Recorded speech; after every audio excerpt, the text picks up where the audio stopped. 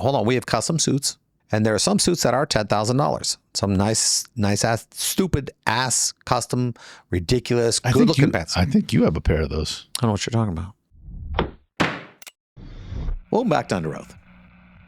All right, $1 million pants lawsuit. A man once sued a dry cleaner.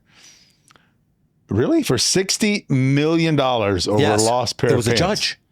Claiming emotional distress under their satisfaction guaranteed policy. While the case was thrown out, it left many wondering. No. The judge killed him. When does a complaint turn into an abuse of the legal system? Screw you, Reddit. You liars. There ever a valid reason to claim millions for something like this? Okay. First off, guess what, Reddit?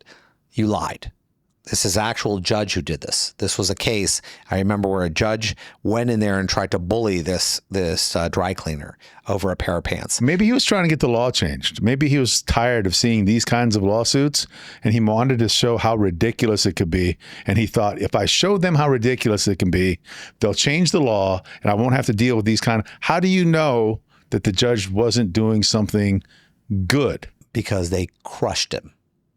They crushed him for it. Well, they should be crushed. But here's the thing. I was just reading in the... See, we always have to read all the time. We can't just say, I read that book in law school. I'm ready to practice law. You're always following up. You're always reading new cases. There's a case in South Florida right now where this judge is being brought up for being terrible. She handcuffed people. She was abusive. She was nasty. You know what her excuse is? Well, they didn't teach me not to be. We have a friend of ours who just got a judgeship. What happens is I'm supposed to introduce him. And I write this, I thought was an amazing opening about how a lot of judges don't, I know Mark will be the kind of judge that follows the law, the one that's not worried about losing his job and everything else like that he's going to be fantastic. And as a lawyer, he's had all these years of practice. He's going to do the right thing. He's going to be fantastic. Okay. I forgot that every judge in the surrounding county shows up for this thing. So basically, I've insulted 80% of the judges on the bench by saying that I just want a judge who will follow the law. Oh, yeah. You should not have done that. Yeah. So, you know so when you you stood realize up that's there a for bad an thing? hour talking about how he's so unusual because he's going to follow the law, not like these other yahoos. Not like all you other people in attendance who never follow the law and not like always just follow your political whims. Not all you guys who are naked under your robes, not you guys. So yes, when it comes down to it, this was a judge, and this emotional distress, is that a real thing? It is, but it really has to be based on reality, and it's normally objective. It's not a subjective issue.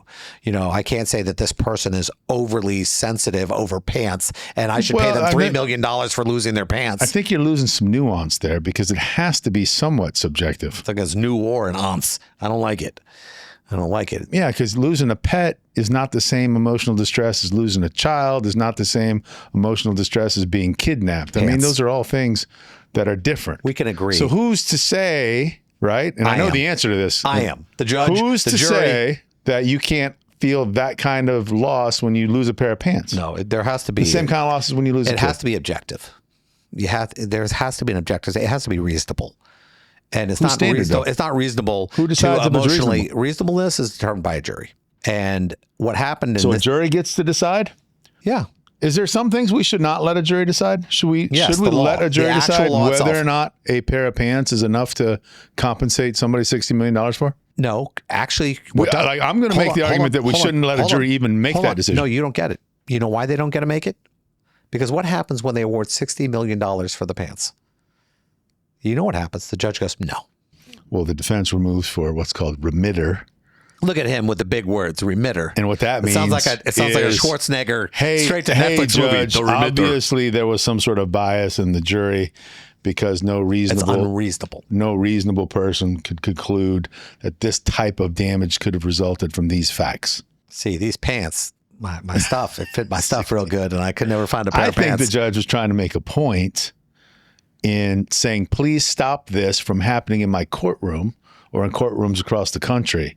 Because No, this is the judge whose pants. This was the judge's pants. I know. But he's the one who brought the suit. He was bringing it to show how ridiculous it was. No, he wasn't.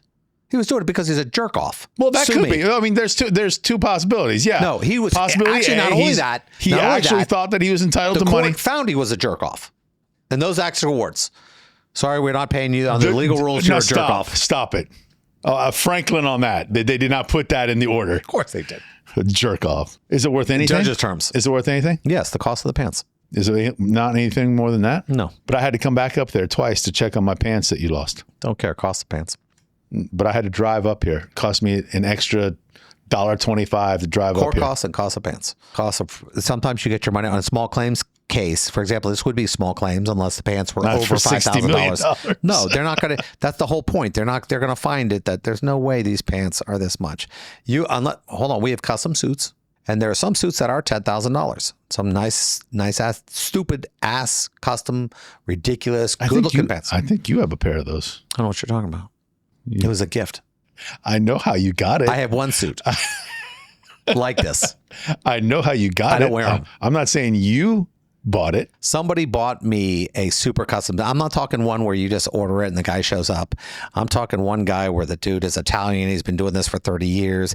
He takes an hour and a half to measure. He's got 400 things he's measuring you up for. Now that suit, if I have to replace the whole suit, okay, $5,000. But there's no way that anybody's going to say $1 million. There was sentimental value. I got married in this pants. Well, you lost the pants. You can't wear the jacket anymore because the pants, so the whole suit's gone. Exactly. Unless they still have the material and they can make it. The replacement cost. There's no emotional distress and you having to get your pants remade? No, they have all my measurements. Just the cost of the pants. They have my measurements. They can do it. I think you'd be beside yourself if you only got the cost of your pants back. I think you would say, this is inconvenient for me. You made it so that I had to do all these extra things. Now, instead of taking my kid to the movies or going to the beach or doing stuff I like, I got to spend my time chasing this crap down. That's worth nothing. You know what it's worth? The 4,000 people telling you how sad it is on Reddit. I agree with you, Brian. Brian. There's no way people agreed with this Brian, guy. No you way. know what? I had that way. I had this sleep shirt that I've had since I was 3, and it still fits. And you know what? I think I should get $1 million. When businesses use that word, when businesses use that phrase, satisfaction guaranteed, puffering. Is it just BS? Puffering. There's really nothing you can do. Puffering. You know what that word is? Explain what puffering is. Puffering is a negotiation term where you try to make things appear better than they actually are. Puffering. Like this building, it's the greatest building ever. Everyone says it's the greatest building. And more people come to my building than the other building. I'm going to let you off on this one. Yes, you're right in that terms. Yes, you could use that term that way. But the legal term of puffering is normally referred to in advertising. When you say the best ever superstar this, or when you say this costs $600 and you only have 2 pair of these pants for this discounted rate. Courts will sometimes determine that puffering, meaning that, hey, listen, we were just blowing a little smoke. We weren't lying.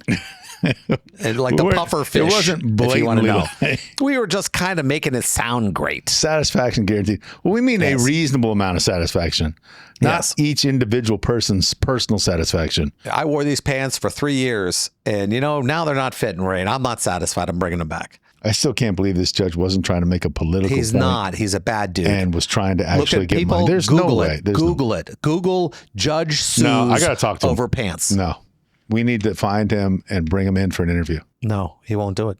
I bet he will. You want to bet? Yeah.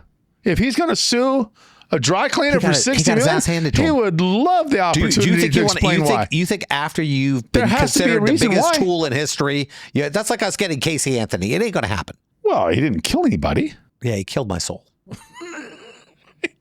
He killed lawyers. He killed my soul as an attorney.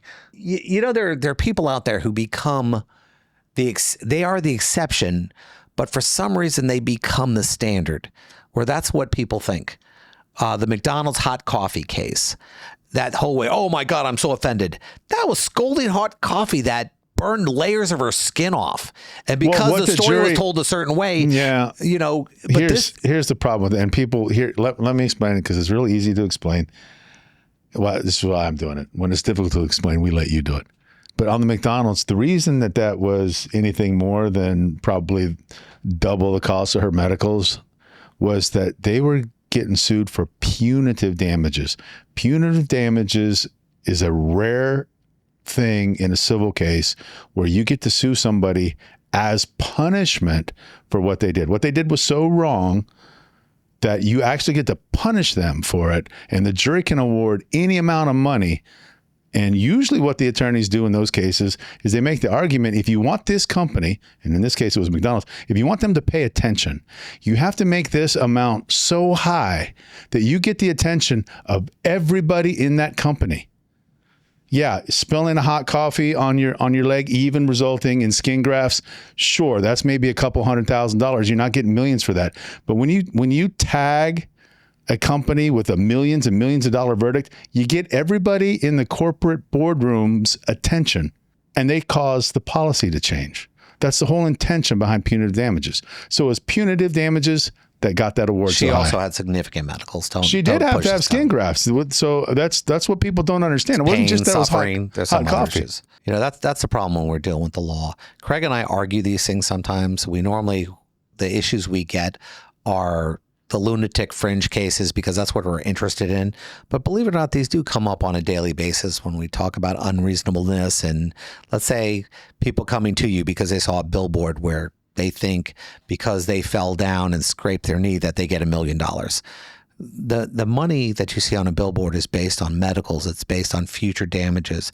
It's based on things like bad conduct. But normally it's simply based on a multiple of the medical costs.